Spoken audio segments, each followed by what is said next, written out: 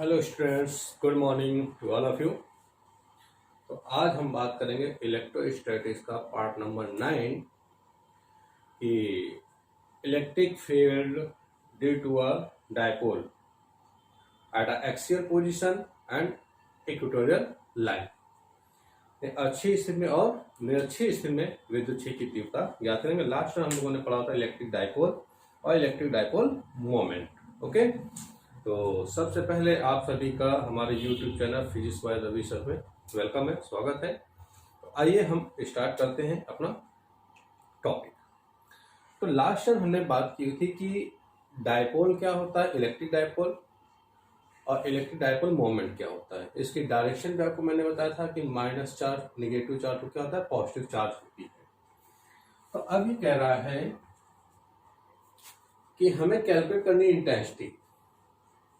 तो देखिए,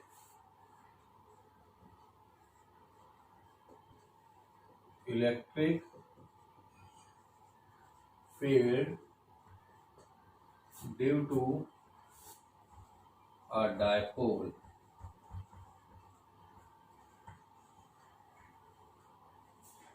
electric field due to a dipole on the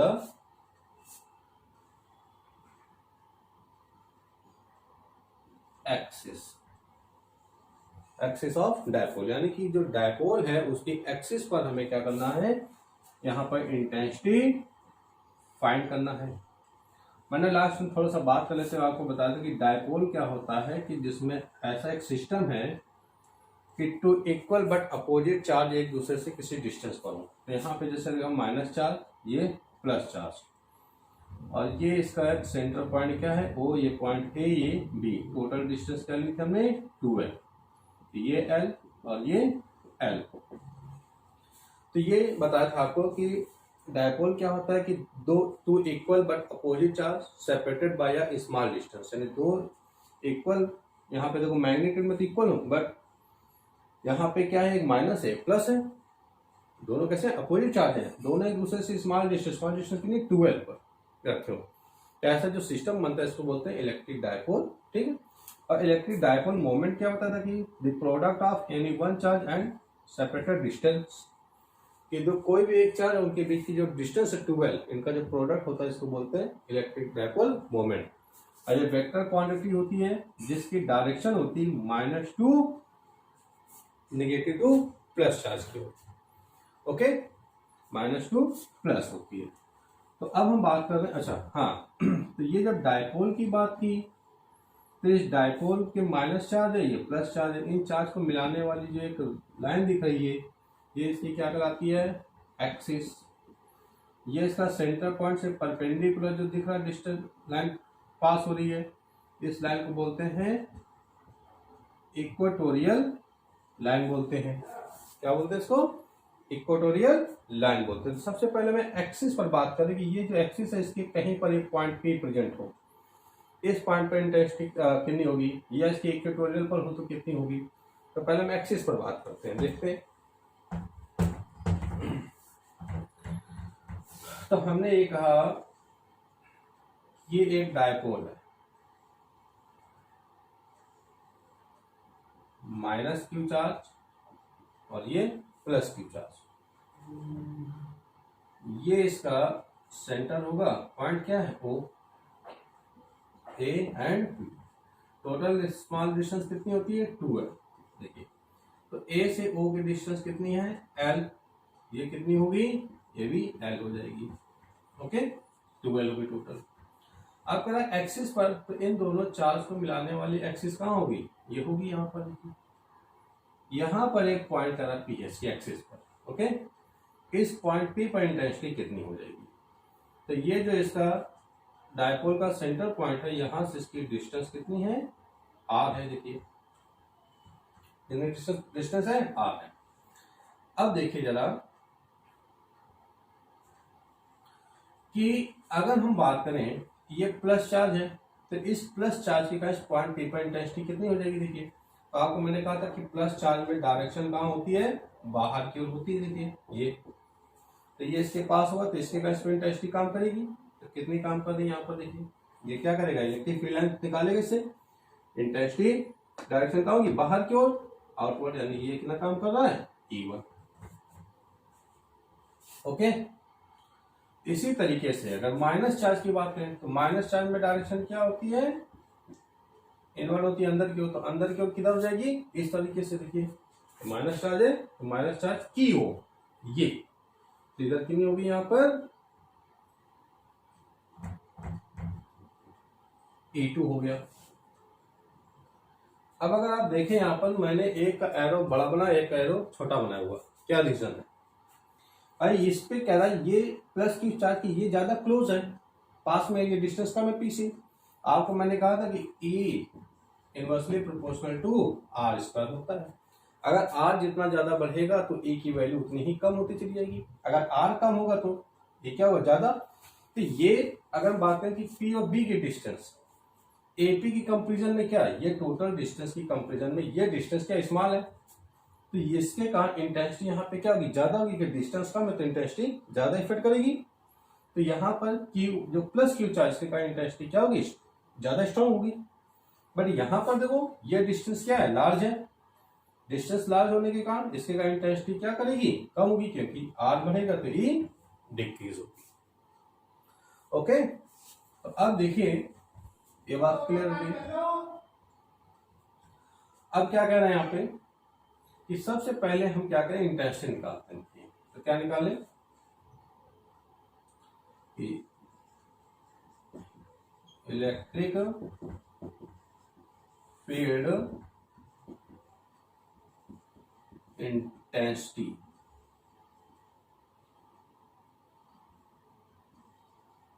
due two plus Q charge, plus Q charge के कारण intensity कितनी हो जाएगी जरा, ओके, प्लस Q चार्ज के कारण इंटेंसिटी कितनी होगी।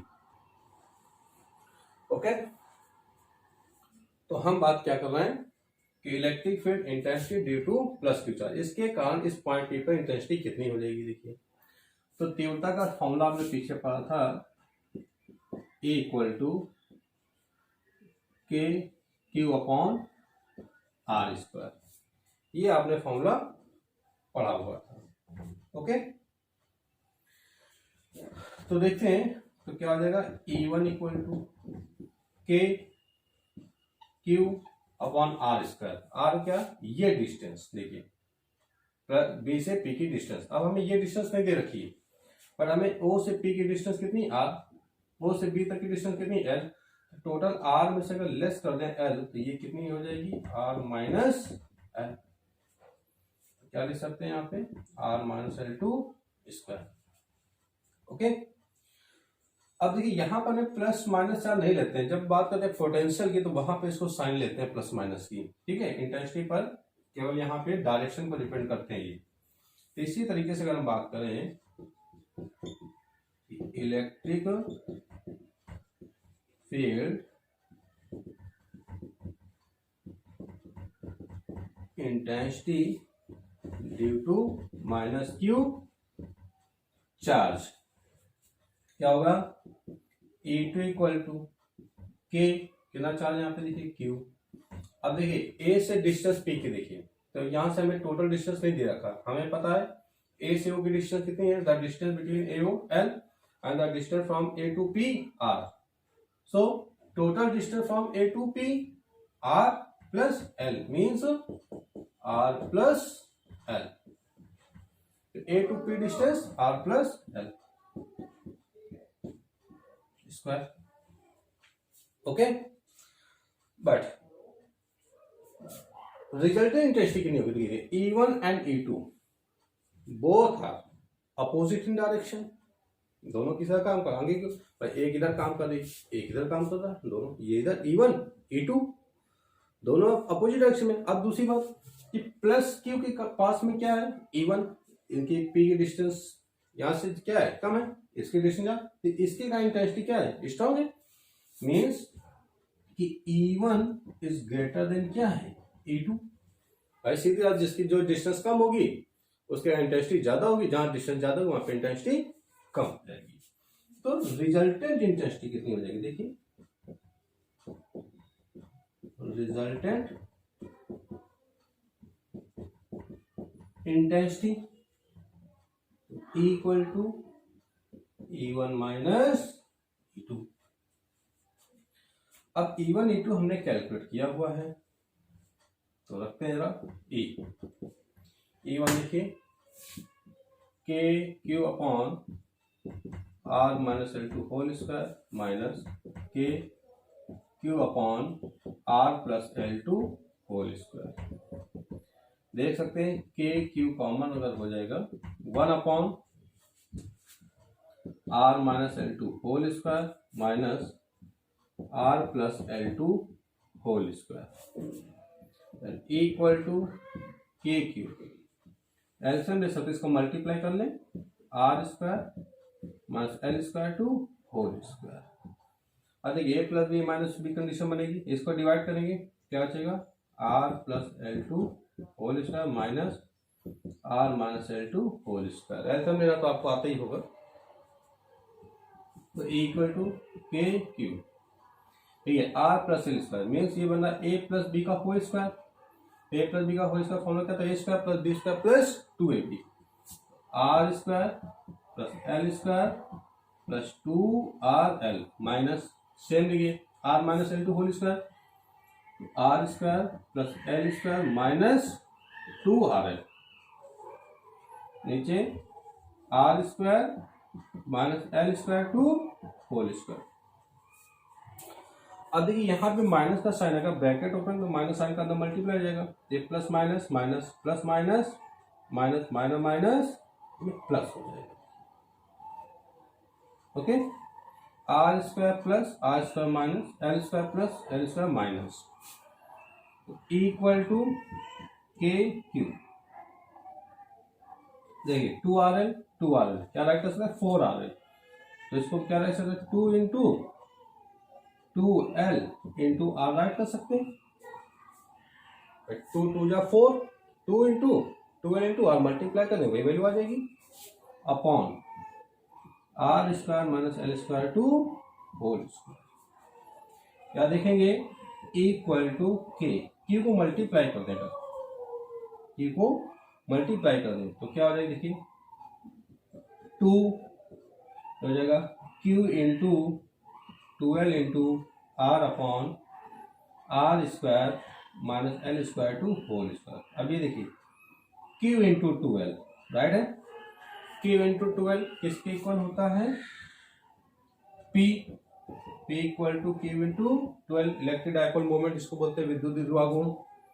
तो E इक्वल टू कितना हो जाएगा K, यहाँ क्या आ जाएगा 2, ये P हो जाएगा R, 2PR upon R square minus L square to whole square.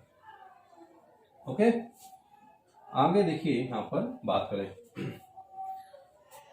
कि ये L2L क्या थी वेरी स्मॉल डिस्टेंस, डाइपोल की क्या थी वेरी स्मॉल डिस्टेंस। अब देखिए यहाँ पर बात करें कि जो अगर 2L स्मॉल है तो L क्या होगा वेरी स्मॉल, L क्या हो जाएगा और भी स्मॉल हो जाएगा, हाफ हो गई ना। तो ये जो L है वो R की कंपेरिजन में क्या है वेरी स्मॉल,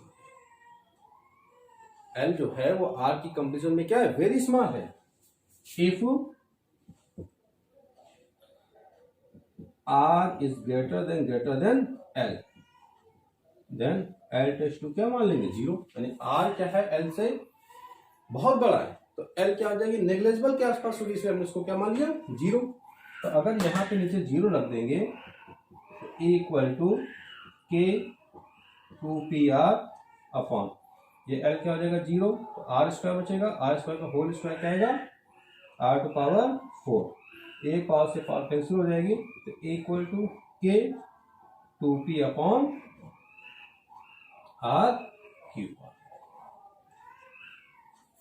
तो क्या है वैल्यू के equal to 2P upon R cube आ गया यहाँ पर। क्लियर हो गई बात, या अगर यहीं पर देखिए थोड़ा सा इसको हम इधर लिख देते हैं तो के की वैल्यू क्या होती है मैंने बताया था, के होता है 1 अपॉन 4 पाई एप्सिलॉन 0 और 2P अपॉन R क्लियर। तो इस तरीके से यहाँ पर जो इसकी इंटेंसिटी आ गई टोटल अगर एक्सियल पोजिशन 1/4πε0 2p/r³ तो एक्सियल पोजीशन पे इतनी इंटेंसिटी यहां पर होगी। यहाँ पे अगर यहां पर देखिए पूरी कांस्टेंट वैल्यू मान लें तो E ये 1/4πε कांस्टेंट, ये पूरा कांस्टेंट, तो E inversely proportional to R cube लिख सकते हैं। क्या लिख सकते हैं? E inversely proportional to R cube. वही बात है, अगर R जितना ज्यादा इंक्रीज होगा, अगर आपसे कहते हैं कि इंटेंसिटी हम डबल, डिस्टेंस जो है वो डबल कर दें तो इंटेंसिटी कितनी हो जाएगी? तो डबल कर दें तो R का क्यूब कर दीजिए, यहाँ पे R=2 रख दीजिए, तो 2 जा 4, 4 2 जा 8, 1/8 कर दीजिए इसका। देखिए इंटेंसिटी क्या होगी? डिक्रीज हो जाएगी, इंटेंसिटी डिक्रीज हो जाएगी। अच्छा एक बात और आपको ये ध्यान रखना है कि जो नेट इलेक्ट्रिक फील्ड है, यहाँ पर नेट इलेक्ट्रिक फील्ड है, इसकी डायरेक्शन क्या होगी कि the direction of net electric field, the direction of net electric field is in the direction of electric dipole moment, यानी जिस दिशा में माइनस से प्लस होती है डायपोल की डायरेक्शन, तो इसकी डायरेक्शन उसी दिशा में, यानी कि टोटल इलेक्ट्रिक फील्ड जो काम कर रही है और इलेक्ट्रिक डायपोल की जो डायरेक्शन है, दोनों क्या होती है? सेम। किस पर? एक्सिस पर। ये ध्यान रखना है आपको, एक्सिस पर क्या होती है? दोनों की डायरेक्शन सेम होती है, यानी ई नेट की डायरेक्शन वही होती है जो किसकी डायरेक्शन होती है? पी की। दोनों की डायरेक्शन सेम डायरेक्शन होते हैं, यानी कि ये अगर इधर देखो माइनस से प्लस है, डायपोल की डायरेक्शन क्या होगी? ऐसे, तो नेट इलेक्ट्रिक फील्ड भी क्या होगी? इसी डायरेक्शन। क्लियर? तो ये बात थी हमारी टोटल इसकी इंटेंसिटी की। अब अगर इसी को हम बात करें कि वेक्टर फॉर्म में क्या राइट कर सकते हैं, वेक्टर फॉर्म में अगर राइट कर दें इसी फॉर्मूले को, देखिए इसको साफ करते हैं।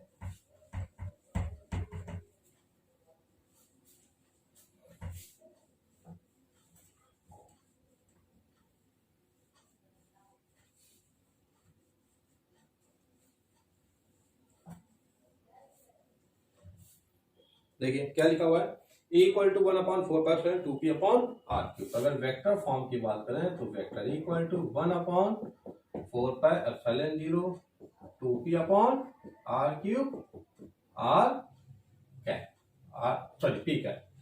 p क्या है यहाँ पर? Unit vector, unit vector. तो इस तरीके से ये इसकी क्या हुई? वेक्टर फॉर्म इक्वेशन हो गई। क्लियर? तो अब यहां पर हमने बात कर ली किसके लिए? एक्सियल पोजीशन के लिए।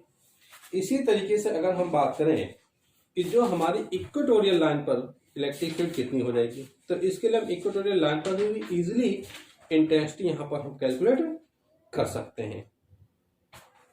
ओके, तो देखते हैं हम जरा इक्वेटोरियल लाइन के लिए।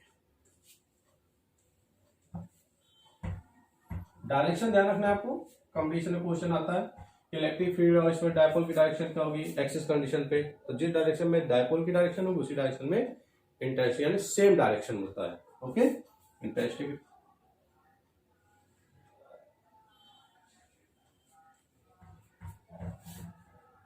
अब बात करने जा रहे हैं किसके लिए? हम इक्वेटोरियल लाइन पर। देखिए तो इक्वेटोरियल लाइन पर इसकी इंटेंसिटी कितनी हो जाएगी?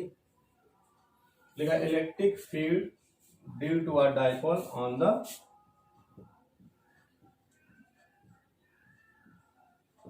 Equatorial line. ठीक है, इक्वेटोरियल लाइन पर इंटेंसिटी कितनी हो जाएगी कैलकुलेट करते हैं। तो देखिए फिर से पुराना सा वही डायग्राम, एक डायपोल बना लेते हैं हम।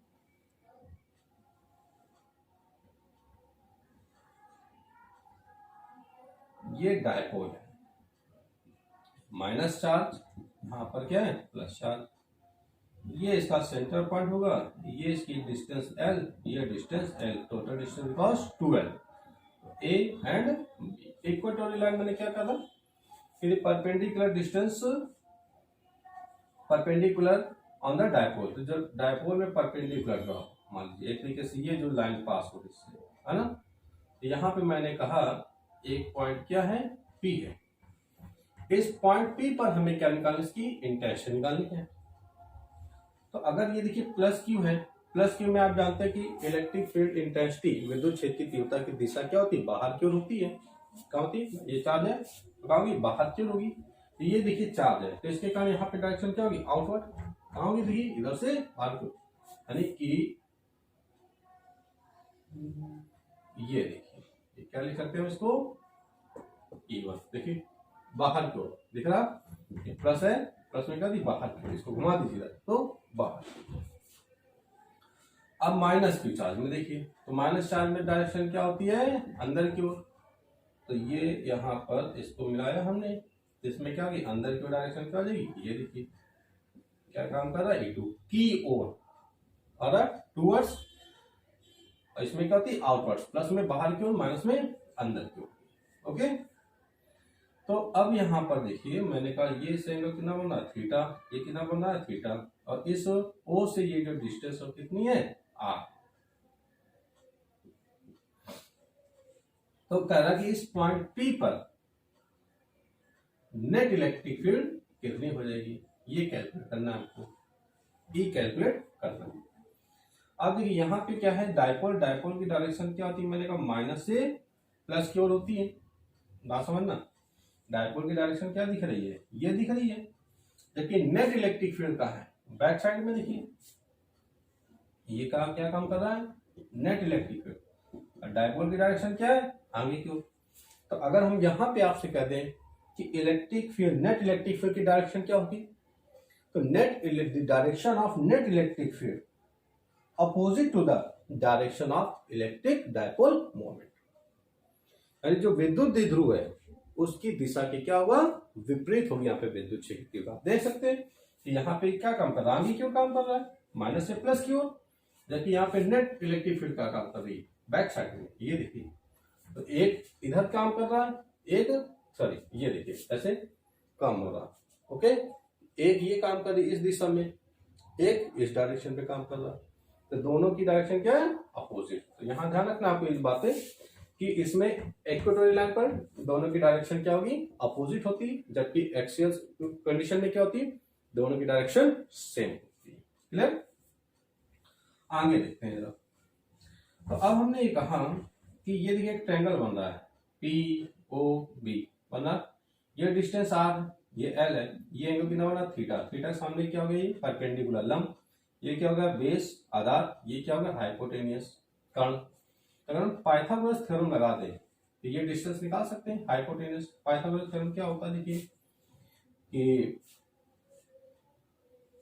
हाइपोटेनियस स्क्वायर, हाइपोटेनियस स्क्वायर यानी क्या दिख रहा है आपको, ये BP square equal to perpendicular square, perpendicular क्या है यहाँ पे, लंब, लंब कितना R स्क्वायर, प्लस बेस आधार, आधार कितना L स्क्वायर हो जाएगा, इसका स्क्वायर टाइम क्या आएगा, root R square plus L square, means ये डिस्टेंस जो है वो कितनी है, root R square plus L square. तो यहां से B से P की डिस्टेंस तो पता चल गई। इसी तरीके से ये डिस्टेंस देखिए, यहाँ पे ये कितना R, ये भी L है, तो सेम ये भी कितना हो जाएगा, under root R square plus L square. ये डायरेक्शन दोनों की क्या है, सेम है। क्लियर हो गई बात। चलिए आगे देखते हैं, हम जरा बात करें, हमने क्या लगा दिया यहाँ पे, पाइथागोरस थ्योरम यूज कर ली। अब फिर से वही बात करना है हमें कि जो प्लस क्यू चार्ज है इसके का इंटरेस्ट निकाल लिया है। सेकंड और देखिए थोड़ा सा इसकी डायग्राम थोड़ा अपडेट कर देते हैं। ये पॉइंट P था,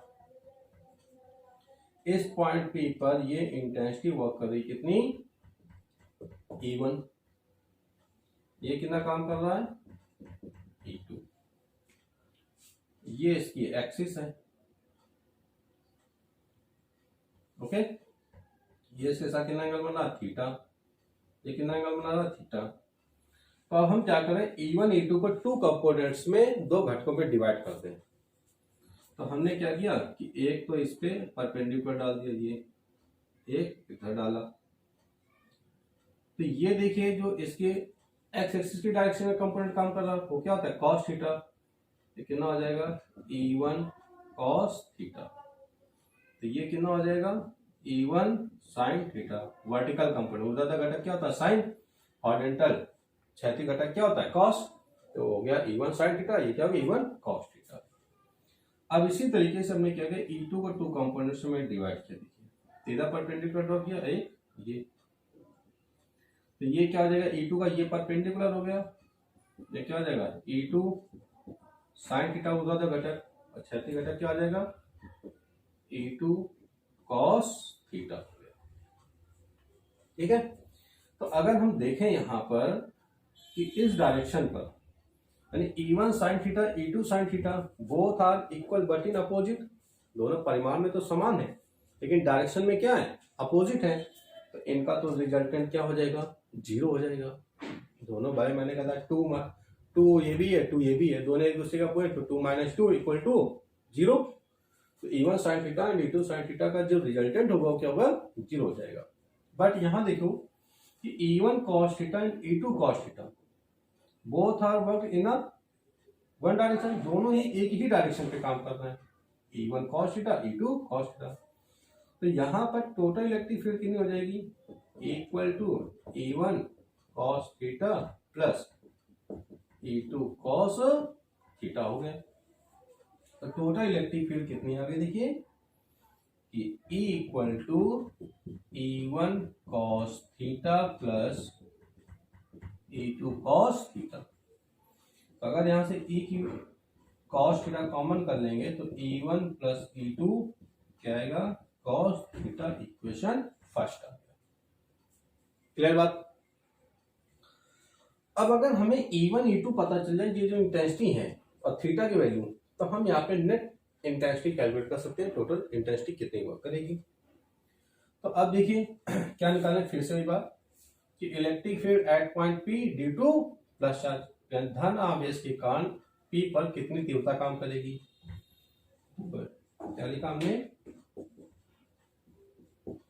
intensity due two plus Q charge, तो प्लस क्यू चार्ज के कारण यहाँ पे तीव्रता कितनी रहेगी। तो इंटेंसिटी फॉर्मूला आप जानते ही हैं, क्या K Q/r²। यहां से B से यहां तक P की डिस्टेंस कितनी, R, √r² प्लस L², तो क्या हो जाएगा √r² प्लस L² तो होल स्क्वायर, स्क्वायर से रूट कैंसिल हो जाएगा, तो क्या आएगा K Q स्क्वायर से रूट कैंसिल, तो R² प्लस L², ये निकल आया क्या, प्लस के का इंटेंसिटी आ गई। अब इसी प्रकार अगर हम कहते हैं कि इंटेंसिटी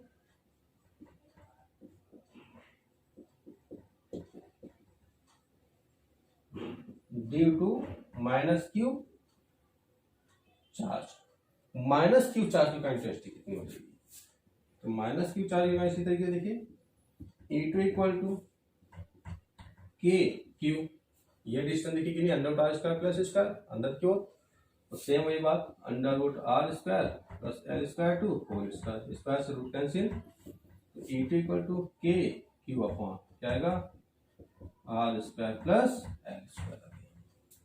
तो E1 पता चल गया, E2 पता चल गया। जरा cos थीटा भी कैलकुलेट कर लेते हैं। देखिए तो ये एंगल कितना बन रहा है, थीटा, ये वाला देखिए ट्रायंगल बन रहा है। तो cos थीटा की अगर वैल्यू निकालें, हम ट्रायंगल ले लेते हैं OBP से,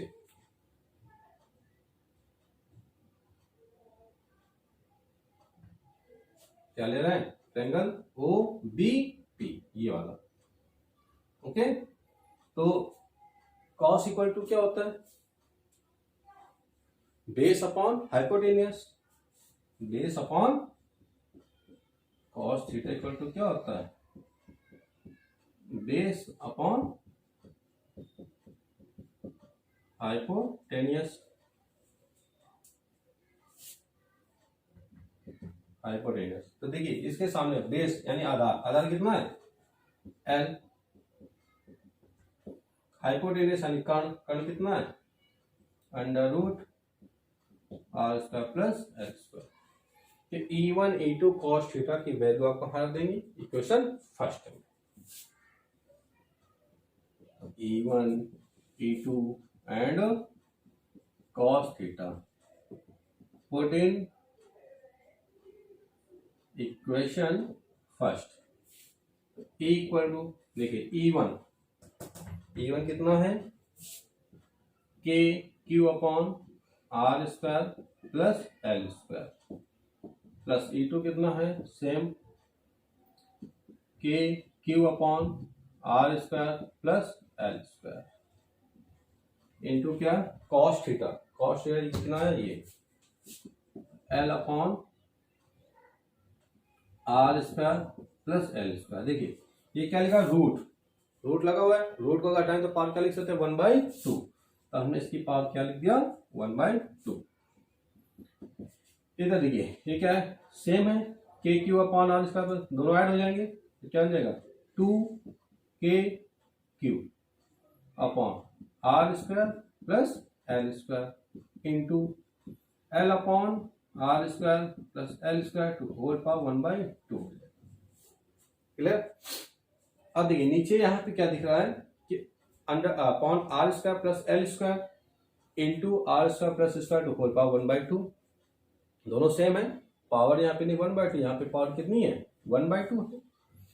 तो आप जानते हैं अगर हम मल्टीप्लाई करेंगे तो बेस कॉमन होता है तो पावर ऐड हो जाती है, आधार समान होता है तो घाते जुड़ जाते हैं गुणा करने पर। अगर मल्टीप्लाई कर देंगे तो के ऊपर कितना है क्यू इंटू क्या है 2l ऐड कर सकते हैं।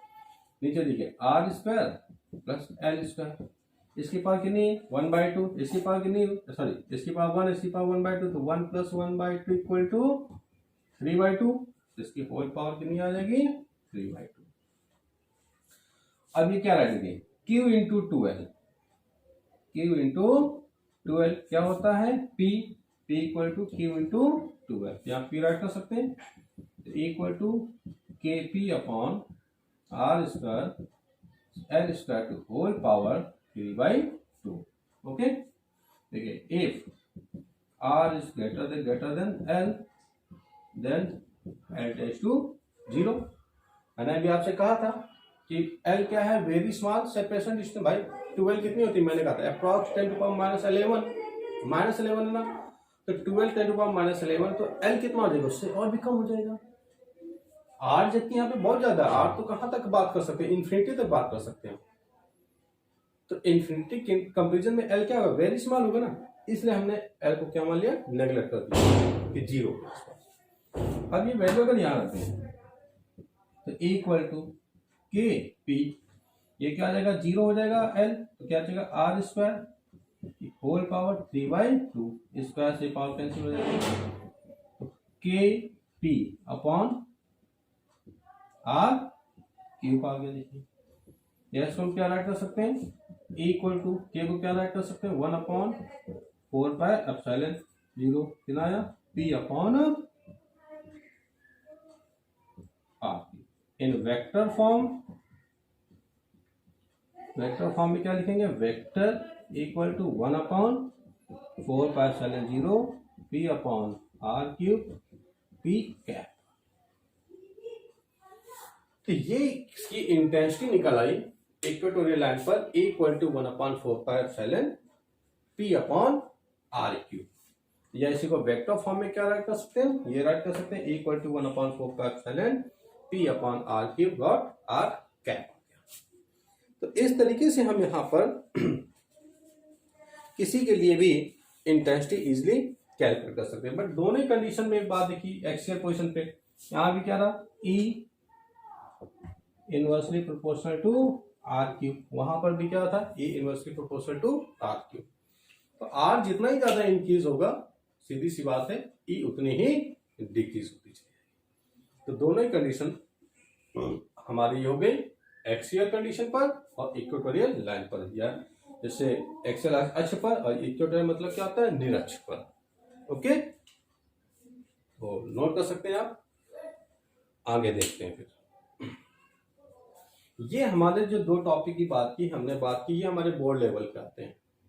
अब थोड़ा कंपटीशन लेवल पे बात करेंगे कि जैसे नीट और जेईई में कैसे क्वेश्चन आता है, वहां पर भी क्वेश्चन इसी से रिलेटेड इंटरेस्टिंग पूछता है। तो देखते हैं, डायरेक्शन आपको ध्यान रखना।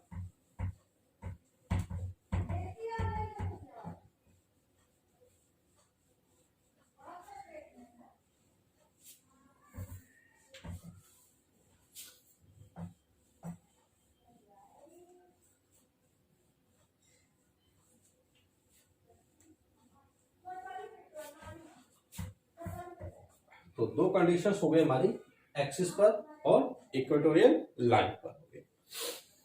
अब हम बात करते हैं कि electric field due to a dipole at any space. क्या बात करने जा रहे हैं? Electric field intensity due to dipole at any space. तो कह रहा स्पेस पर किसी भी इंटेंसिटी कितनी होगी, किस पॉइंट पर वो हमको नहीं पता है। तो अगर हम बात ऐसे समझ लें कि ये एक डायपोल है -q और +q, यहां पर इक्वेटोरियल लाइन पर भी ना हो और इसकी एक्सिस पर ना हो, यहां पर एक पॉइंट क्या है, P है। तो इस पॉइंट P पर इंटेंसिटी कितनी, मैंने यहां से कहा ये कितनी इसकी डिस्टेंस है, x, और ये इसके साथ कितना एंगल बना रहा है, थीटा। तो अगर आप देखो तो यहाँ पे पोलर कोऑर्डिनेट की कंडीशन बन गई भाई। ये P पर जो कंपोनेंट होंगे क्या होंगे, x, थीटा की बात कर रहे हैं यहाँ पर, ठीक है। क्या बात आ रही है, पोलर के लिए पोलर कोऑर्डिनेट x, क्या है, थीटा है यहाँ पर। तो कह रहा है इस पॉइंट P पर इंटेंसिटी कितनी होगी भाई। अभी हमने एक्सिस पर निकाल लिया, इक्वेटोरियल पर निकाल लिया, अब हमने कहा इनके बीच में कहीं पर, यहाँ पे तो बहुत सारे पॉइंट, यहाँ भी हो सकता है, यहाँ भी हो सकता है, कोई भी पार्टिकल हो सकता है इस यूनिवर्स में, कहीं पर भी हो सकता है। क्या इन सभी पॉइंट्स के लिए हम इंटेंसिटी कैलकुलेट कर सकते हैं? कर सकते हैं, इजिली कर सकते हैं भाई। एंगल कम कर दो, यहां से इसको इधर घुमा के लाइए, यहां पर ले आए तो ये हो जाएगा पोजीशन, ये निकाल सकते हैं। यहाँ पे बात करें, यहाँ पे निकाल सकते हैं, मीन्स कहीं पर भी हम इंटेंसिटी निकाल सकते हैं इजिली। यहाँ पर एक्स तो हमें पता है ना, एक्स हमें पता है, एक्स या आर हमने भी पीछे माना, आप आर भी मान सकते हैं, इसको हमने आर माना है पीछे तो आर भी मान सकते हैं। यहाँ पर एक्स लिया था, एक्स भी ले सकते हो आप, जैसे ही आपकी श्रद्धा से होगी वैसा आप कर सकते हो। यहाँ पे हम आर भी लिख सकते हैं। ओके, मीन्स हम कह सकते हैं कि इस पॉइंट से, डायपोल से, कि यूनिवर्स में जितने भी पॉइंट्स होंगे सभी पॉइंट्स पर इंटेंसिटी हम कैलकुलेट कर सकते हैं। जो नहीं मैंने कहा ना, यहाँ पे निकाल सकते हैं, यहाँ पे निकाल सकते हैं ना, बस एंगल चेंज करते जाएंगे, सभी के लिए एंगल चेंज होता जाएगा, वैल्यू निकलती चली जाएगी यहाँ पर, ठीक है। अब देखो यहाँ पे x क्या है, x is the distance from the centre, यहां से इसकी क्या है, सेंटर से डिस्टेंस है, तो क्या है, x is the distance from the centre, and theta यहाँ पे क्या देखिए, theta is the angle, theta is the angle, कहां से, theta is the angle from, किससे, देखिए भाई डायपोल की डायरेक्शन क्या होती है, माइनस से प्लस क्यों होती है यहाँ पर, तो theta is the angle from the direction of dipole moment, from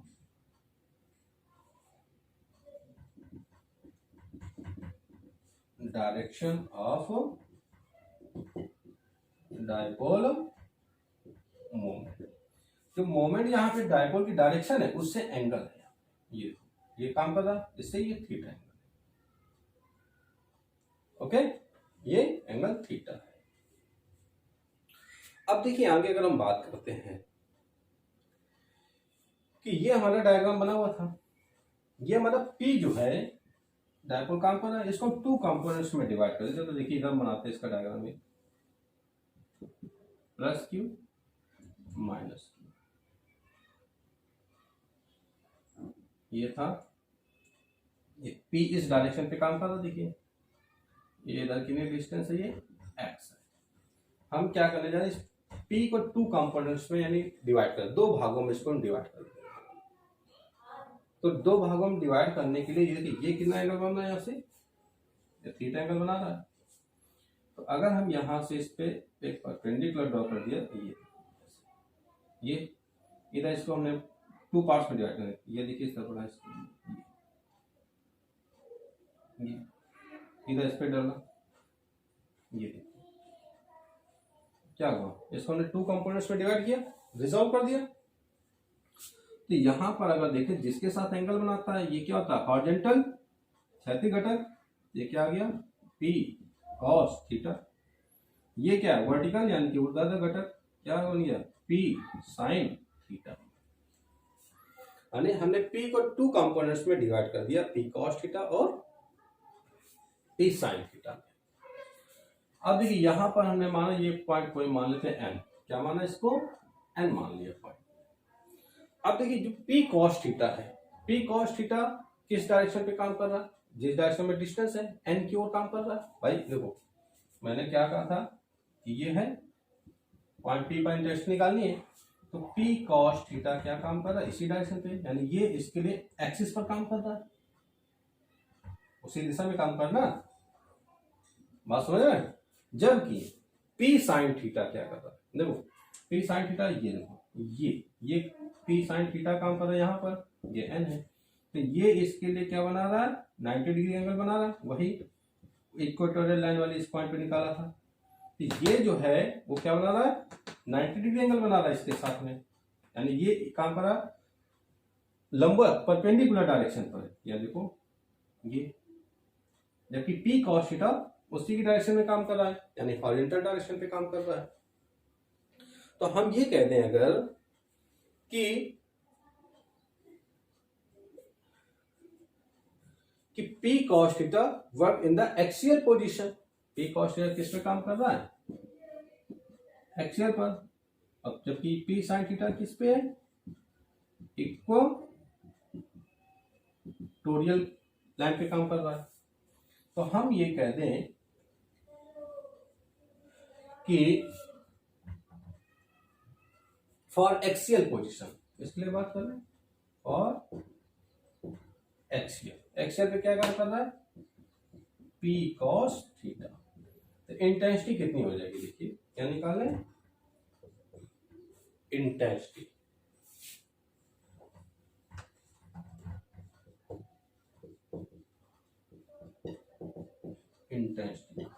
और एक्सियल कंपोनेंट क्या है P cos थीटा। इसके एक्सिस में उस दिशा में इंटेंसिटी कितनी हो जाएगी, पीछे में निकाला, तो इंटेंसिटी क्या हमने बात की थी इक्वल टू एक्सिस पर बात कर रहा है, फॉर्मूला क्या था equal to 2kp upon r3, ये तो निकाला हमने एक्स एक्सिस पे।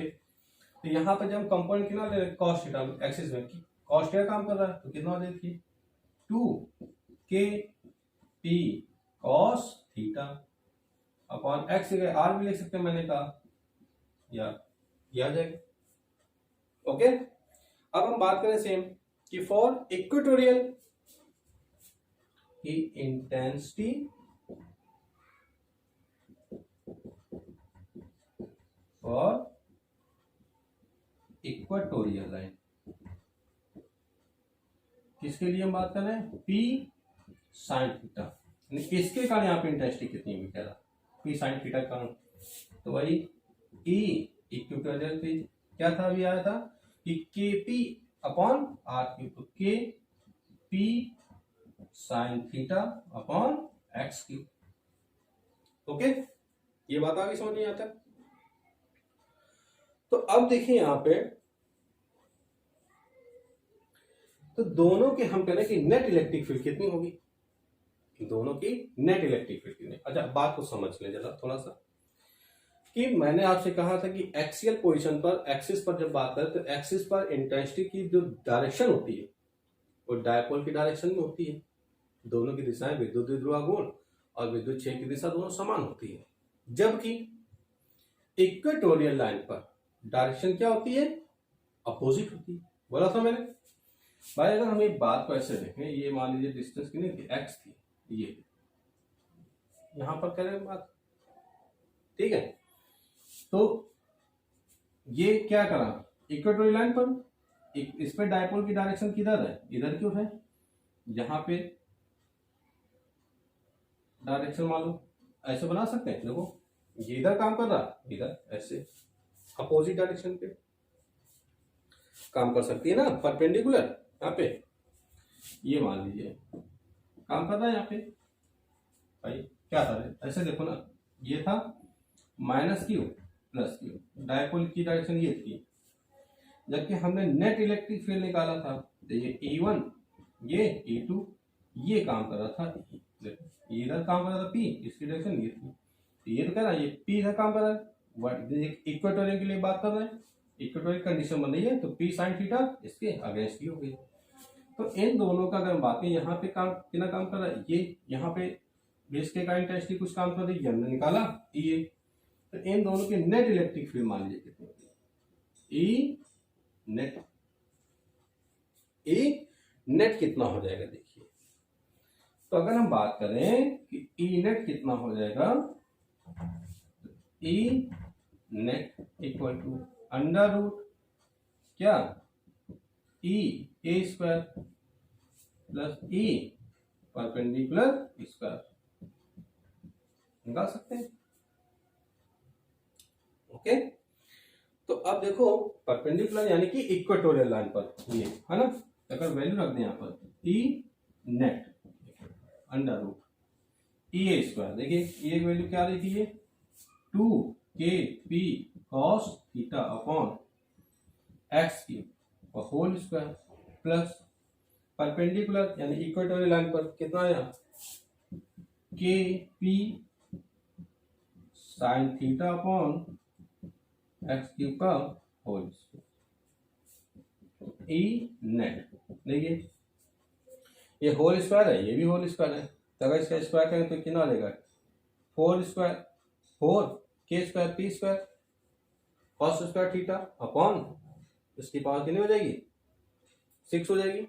सेम यहाँ पर, तो अगर आप देखो इसमें कुछ कॉमन हो सकता है, कॉमन क्या हो जाएगा, K P upon X cube, भाई के स्क्वायर पी स्क्वायर के स्क्वायर पी स्क्वायर, इसकी भी पावर एक्स की पावर 3 का होल स्क्वायर लिखा, यहाँ भी लिखा है, तो के पी अपॉन एक्स क्यूब तो बाहर हो जाएगा।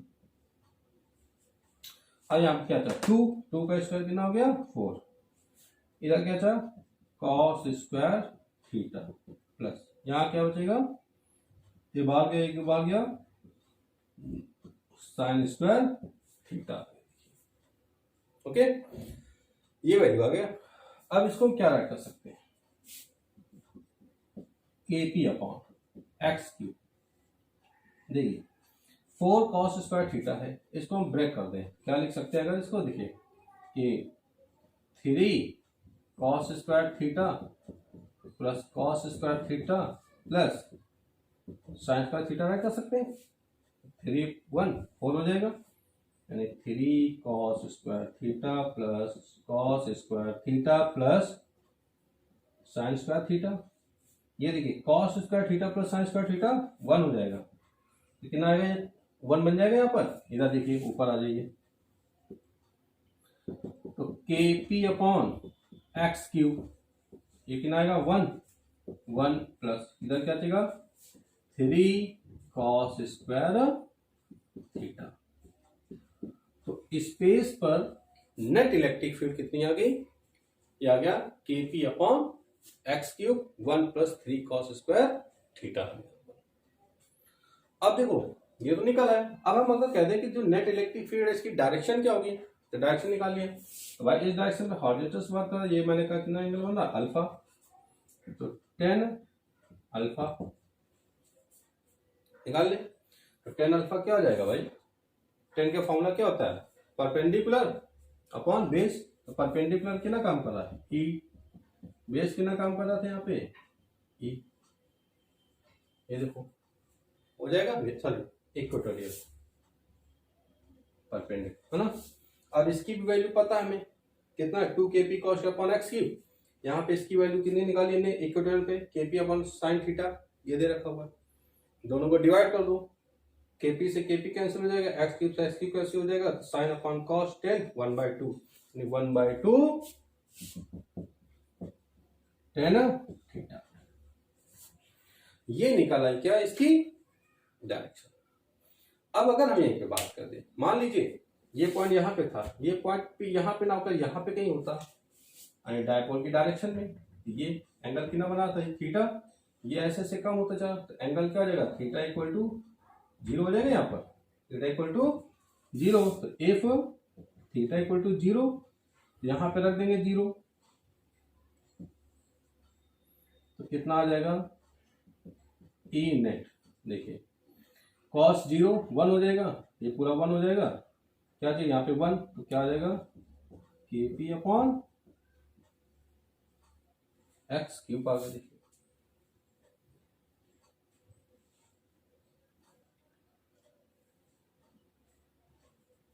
ओके, सॉरी यहां से sorry, if theta equal to 0, कहां से, इस इक्वेशन से। कॉस अगर यहाँ पे क्या आ जाए, थीटा की वैल्यू 0, कॉस 0 1 हो जाएगा, तो क्या है 2 kp upon X cube, 2 kp upon X cube. यही तो होती है हमारी किसके लिए, एक्सियल पोजीशन के लिए। इक्वेटोरियल लाइन के लिए अगर बात करें तो इक्वेटोरियल के लिए यहाँ पे देखो ये दे रखा हुआ है, दे रखा हुआ है। तो अगर इक्वेटोरियल लाइन पे क्या ये एंगल हमने इसको बढ़ाया, थीटा एंगल पे ना बनाकर इसके परपेंडिकुलर कर दिया, ये डायपोल के माइनस क्यू प्लस क्यू, ये 90 बन जाएगा। अगर थीटा वैल्यू 90 रख देंगे, साइन 91, तो केपी अपॉन एक्स क्यूब। यही होता है किसके लिए, इक्वेटोरियल लाइन के लिए। तो इस मेथड से हम इक्वेटोरियल लाइन पर और एक्सिस पर दोनों के लिए इंटेंसिटी इजिली कैलकुलेट कर सकते हैं। ठीक है, तो ये स्पेस पॉइंट के लिए हमारे कंपटीशन में क्वेश्चन पूछ लिया गया इस तरीके से। अगर यहीं पर हम एक सवाल बात करें, आगे बात समझे, नोट कर लीजिए।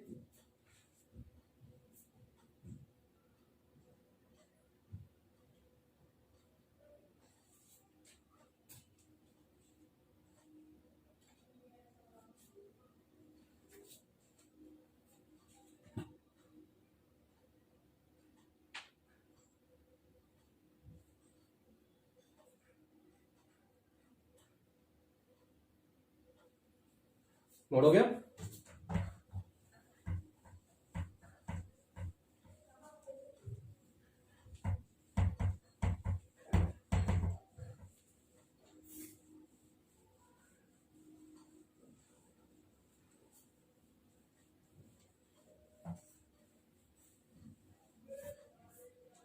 अब देखिए क्वेश्चन जरा आपसे बात करें, अगर मान लीजिए ये इस तरीके के क्वेश्चन दे दिए, जैसे भी मैंने कहा था ये माइनस है, ये प्लस क्यू है, ये पॉइंट कोई था एन, ये एक्स है, ये थीटा दे रखा है।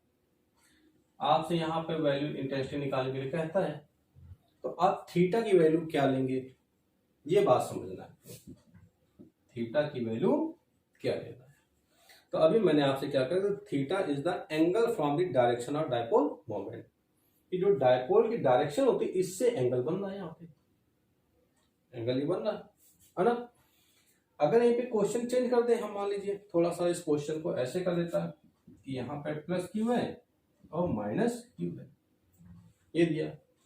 अब यहाँ पे पॉइंट दे दिया एन है, ये एक्स है, आपसे मैंने कहा ये 60 डिग्री एंगल है। तो अब यहाँ पे देखो डायरेक्शन ऑफ डायपोल क्या होगी, माइनस से प्लस होती है, तो ये हो जाएगा। तो डायरेक्शन से डायपोल एंगल क्या लेना है, देखो theta is the angle from the direction of dipole moment, dipole moment से डायरेक्शन, तो डायपोल मोमेंट की डायरेक्शन क्या है, ये एंगल आप लेंगे। मान लीजिए टोटल 180 है, तो 180 में 60 लेस हो जाएगा, कितना हो जाएगा ये 120। बात समझ में आ गई। इस तरीके से हम क्या लेंगे, डायपोल की डायरेक्शन से एंगल ले लेंगे जब भी कोई न्यूमेरिकल आपका क्रिएट होता है। तो ये बात हुई हमारी intensity, electric field intensity due to a dipole at axis position at equatorial line at any space के लिए। तो इसके आगे बात आती है कि डायपोल टॉर्क की बात करते हैं। ठीक है, तो आज अपना हम लेक्चर यहीं से कंप्लीट करते हैं। नेक्स्ट आगे बात करेंगे इसके आगे कि हमारा जो किसी एक यूनिफॉर्म इलेक्ट्रिक फील्ड में हम डायपोल को रख दें तो उस डायपोल पर इलेक्ट्रिक फील्ड का क्या इफेक्ट पड़ता है, कितना टॉर्क प्रोड्यूस होगा, उसकी वैल्यू कितनी होगी, ये सारी चीजों की हम बात करेंगे अगले लेक्चर पे। ओके, तो चैनल को लाइक और सब्सक्राइब करना ना भूलें, जिससे हमारे आने वाली वीडियो कंटिन्यू आपको मिलते रहे। ओके।